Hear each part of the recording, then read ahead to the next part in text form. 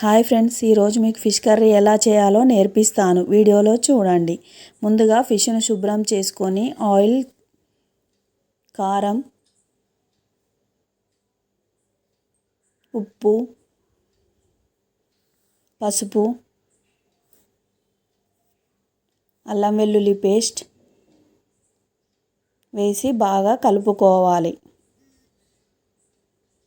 Stove వెలిగించి బాండీ పెట్టి అందులో కొంచెం ఆయిల్ వేసుకోవాలి.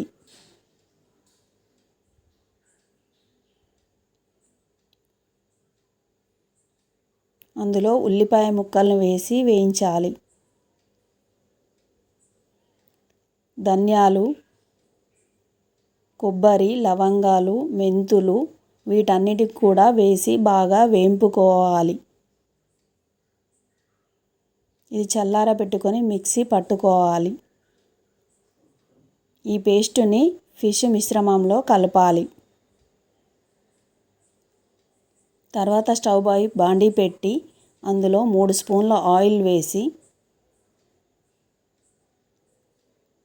అది కాగాక పచ్చిమిర్చి,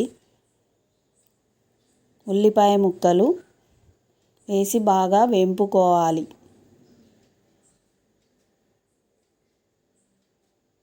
పసుపు, అల్లం వెల్లుల్లి పేస్ట్ కూడా వేసి బాగా వేంపుకోవాలి. వేంపుకున్న తర్వాత ఈ మిశ్రమాన్ని అందులో వేసి బాగా ఫ్రై చేసుకోవాలి. ఫిష్ బాగా ఫ్రై కావాలి.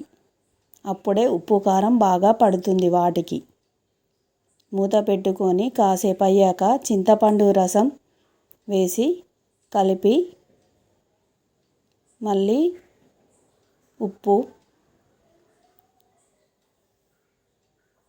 వేసి మరిగించుకోవాలి.